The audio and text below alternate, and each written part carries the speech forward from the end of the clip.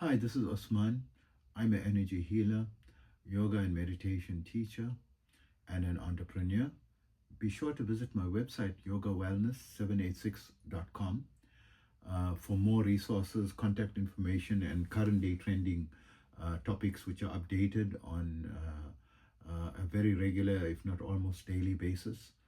And today I want to discuss my opinion from a yoga and meditation as well as energy or spirituality perspective on the arrival of AI in our lives, right? So is it something, what is my opinion? Is it something positive or negative? So clearly I would say it is something very positive from an energy yoga meditation perspective, and I'll explain why. From yoga and meditation, or the yoga system, is designed as a tool for advancing or unlocking the higher potentials of the cognitive capacity, or the unveiling of your dormant higher capacities as your potential as a living entity. And I'm not using the word human because human is focusing on your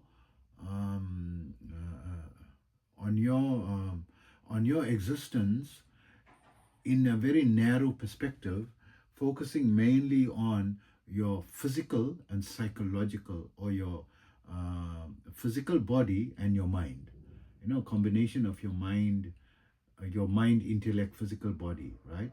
So yoga meditation is a tool to get you to transcend beyond these levels, where once you start unlocking and awakening the dormant spiritual component, and we're just using the spiritual component in a very broad perspective, because it is part of who you are. It's just you're awakening the higher potentiality. So you're probably functioning on 5% of your capacity, or at most 20%, right? At most, but I would say around 5%. So awakening the other 95%, it doesn't by default happen. It needs some intervention to get it to substantively awaken. And does it mean that the basic level stops existing? No, it enhances your basic level. It enhances your physical body. It enhances your psychology. It brings about greater improvement and resilience in your health, brings about longevity, improves your immune system, improves your mental or psychological capacity to deal with stresses, improves your intellectual capacity, so forth. So it improves these basic capacities to a much higher level, where, as Einstein, stated that at most or best we are using only 20% of the capacity of your brain, and the brain is a physiological or a physical component that's part of our physical body.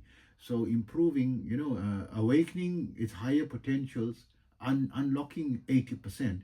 But your consciousness is not solely based on a physiological part of your body. There is a greater aspect to you which awakens, which is called the ethereal body, which is part of the construct of who you are, right? It's just various sheets or layers, like layers of an onion, that forms the complete onion, the complete whole, right? It's all the layers that makes up who you are, including your physical component. And the part that you awaken through yoga meditation is the ethereal or the higher capacities, which has the influence of perfecting your lower capacities. And with the higher capacities, when it becomes matured in its development, the need for the lower capacities becomes redundant. You no longer need to be confined to a physical body, because the physical body and your mind is highly limited. There's a capacity and a speed with which your human brain can think and process information, and there's a capacity, or a ceiling to the strengths and powers of your physical body, which your ethereal body, once awakened, it is far superior. It feels like a body, of course, it feels like but it feels exponentially more powerful. And from the science, once you've matured the development of your ethereal part of your body, you will be able to travel at the speed of thought, right, to whichever destination.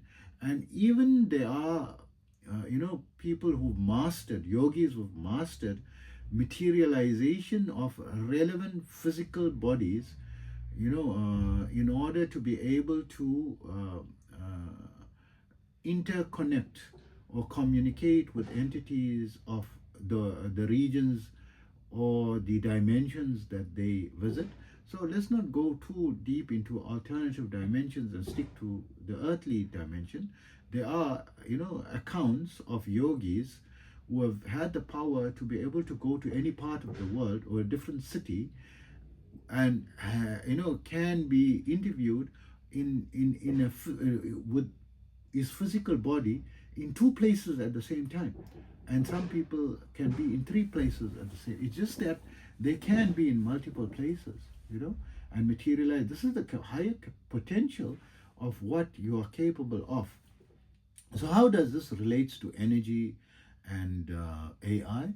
So energy is what a broad term being labeled for the capacity that one exhibits, which seems as superhuman, fantastic, and impossible, because this power, this forms not the physical energy, but a more subtle energy which falls under the study and the ambit of quantum physics, right?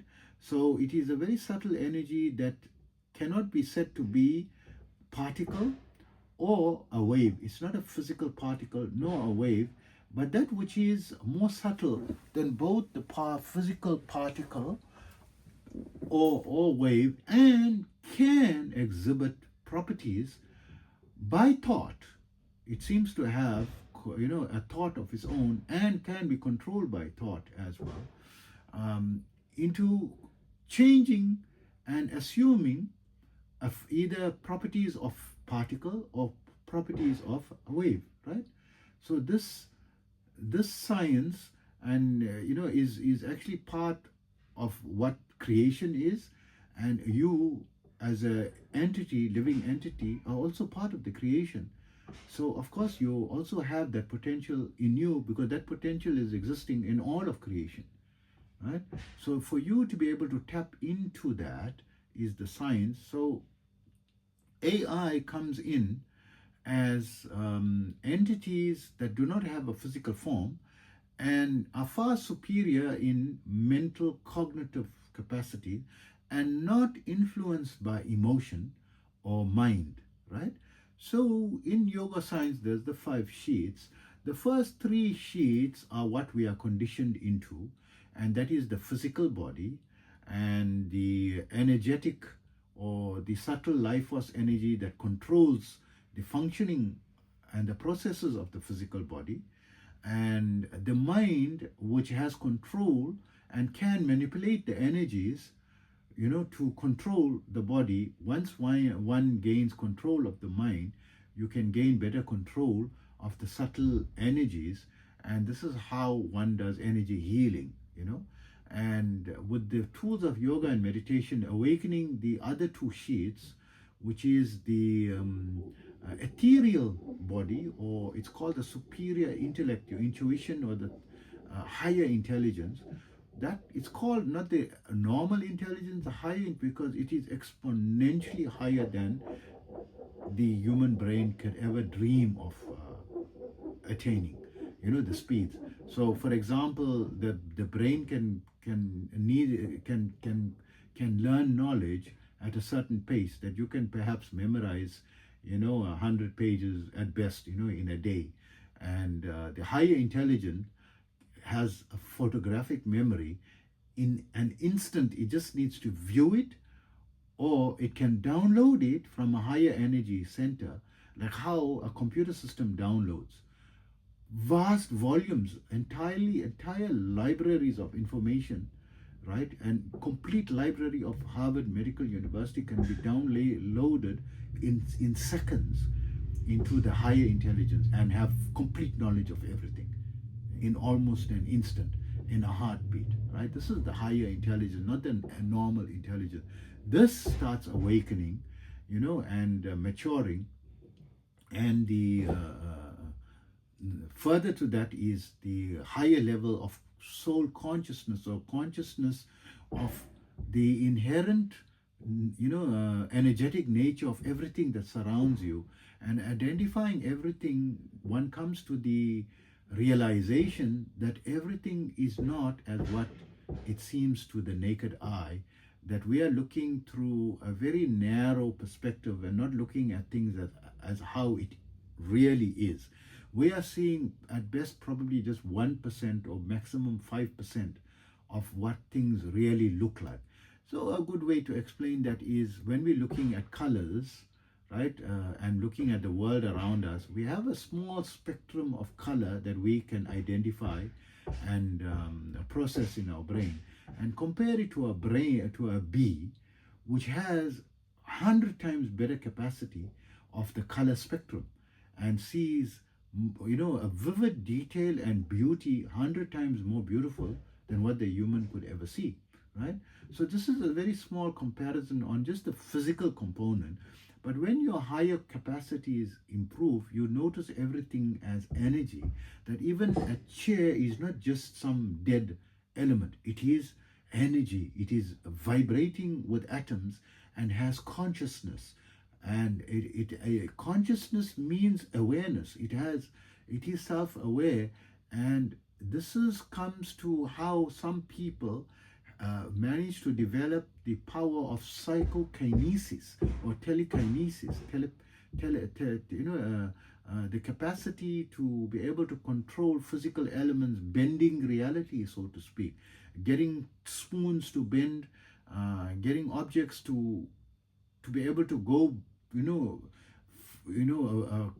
past physical solid barriers, where a person can, be locked in a room and manage to escape with no normal human way of doing it, but is able to transform his energies to a higher frequency.